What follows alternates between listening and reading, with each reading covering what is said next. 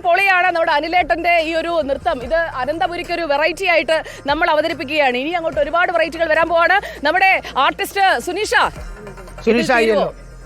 എവിടെ ഇത് തുടക്കം മാത്രം. കുറേ കമന്റുകൾ വരുന്നുണ്ട്. കമന്റുകൾ നിർബന്ധമായും വായിക്കണം. പലരും എനിക്ക് തോന്നുന്നു രഞ്ജിത്തൊക്കെ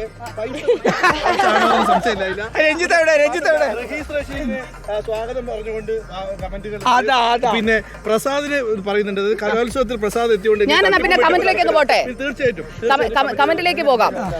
അപ്പോ ആദ്യം മുഹമ്മദ് കുട്ടിയാണ് ആദ്യത്തെ സന്ദേശം വന്നിരിക്കുന്നത് നമ്മുടെ പരിപാടി തുടങ്ങിയപ്പോൾ തന്നെ. Hi Sujiya, good morning. കൂട്ടത്തിലെ പുലി രഞ്ജിത്ത് തന്നെ. സൂര്യോദയം നിതീഷ്.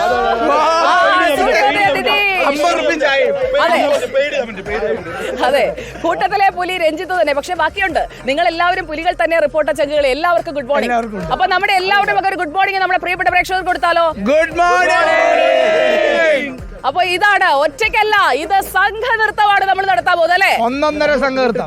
നമ്മുടെ കൂട്ടത്തിൽ ഞാൻ നേരത്തെ പറഞ്ഞ എന്നെയല്ല കേട്ടോ, നന്ദു പാട്ടുകാരൻ നന്ദുവിന്റെ ഒരു മെലഡി പാട്ട് തുടങ്ങിയാൽ നമുക്ക് നന്ദുവിന്റെ ഒരു പാട്ടിൽ നിന്ന് നമുക്ക് വാർത്തയിലേക്ക് പോകാം. നമുക്ക് നേരെ ഇടുക്കിയിലേക്ക് പോകണം. നന്ദു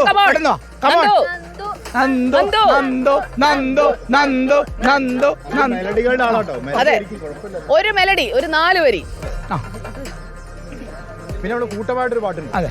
സെലക്ട് ചെയ്ത് റെഡി സ്റ്റാർട്ട്. മൗനം സ്വരമായി എൻ പൊൻവീണയിൽ സ്വപ്നം മലരായി ഈ കൈക്കുമ്പിളിൽ ഉണരും സ്മൃതിയലയിൽ ആരോ സാന്ത്വനമായി മുരളികയൂതീരൂരേ.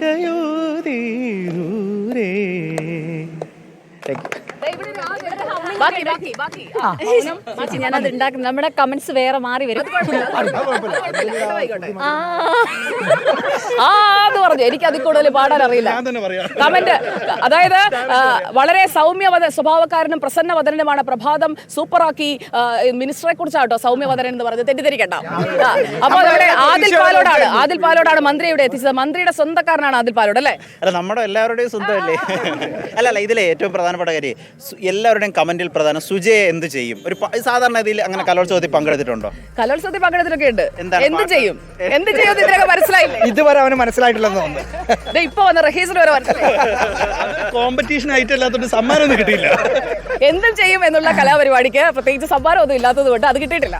അപ്പൊ നമ്മുടെ കമന്റുകൾ, റഹീസിനെ റിപ്പോർട്ടർ എടുത്തോന്നല്ല, ഞങ്ങൾ ഇതാ ഇങ്ങനെ ചേർത്ത് നിർത്തി. ഇനി റഹീസ് നമ്മുടെ റിപ്പോർട്ടർ റഹീസാണ്. പിന്നല്ല, തൊട്ടപ്പുറത്ത് റഹീസിന്റെ ഭാര്യ നോക്കി നിൽക്കുന്നുണ്ട്. അല്പം ഒന്ന് മാറി. ഈ ദിലീപ് ഉണ്ടല്ലോ, ദിലീപ് കല്യാണം കഴിച്ചതിന് ശേഷം ദിലീപിന് ഭയങ്കര പേടി. അപ്പൊ ഇവർക്കെല്ലാം അങ്ങനെ പേടിയാണെന്നൊരു തെറ്റിദ്ധാരണയാണ്. നേരത്തെ. അതെ, അന്നയ്ക്ക് എന്നെ അറിയാം, ഒരു ഏക്കില്ല അല്ല റഹീസേ? പിന്നല്ലാണ്ട്. അപ്പോ റോഷി എന്താണ് പിന്നെ സർപ്രൈസ്? റോഷിപാൽ നമ്മളെ മറ്റേ ഈ കൺവിൻസിംഗ് സ്റ്റാർ എന്നൊക്കെ പറയുന്ന പോലെ സർപ്രൈസിംഗ് സ്റ്റാർ അത് റോഷിപാൽ അല്ലേ? സർപ്രൈസിംഗ് സ്റ്റാറിന് ഒരു ചെണ്ട. Surprising star Roshipal.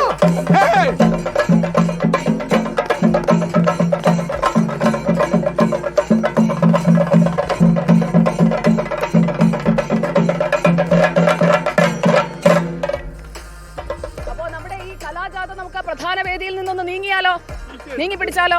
നമുക്ക് അടുത്ത ഇനി ബാക്കിയുള്ള സ്ഥലങ്ങളൊക്കെ ഒന്ന് കാണണ്ടേ? സർപ്രൈസ് എന്താണ്? വീണ്ടും വെയിറ്റ് ചെയ്യണം. ഒരു മിനിറ്റ് വെയിറ്റ് ചെയ്താൽ മതി. അപ്പൊ 1 മിനിറ്റോട് ഞാനൊരു വാർത്തയിലേക്ക് പോയാലോ? നമ്മുടെ ഒരു വാർത്തയുമായിട്ട് നമ്മുടെ ക്രിസ്റ്റി ഉണ്ടല്ലോ. ക്രിസ്റ്റി ഇങ്ങനെ കാത്തു നിൽക്കാണ്. വാർത്തയില്ലേ ചേച്ചി എന്ന് ചോദിക്കുന്നു. പ്രേക്ഷകരും ചോദിക്കുന്നുണ്ടാവും വാർത്തയില്ലേ ചേച്ചി എന്ന്. ഇപ്പോ ഇന്നത്തെ പ്രധാന വാർത്ത ഇതാണ്.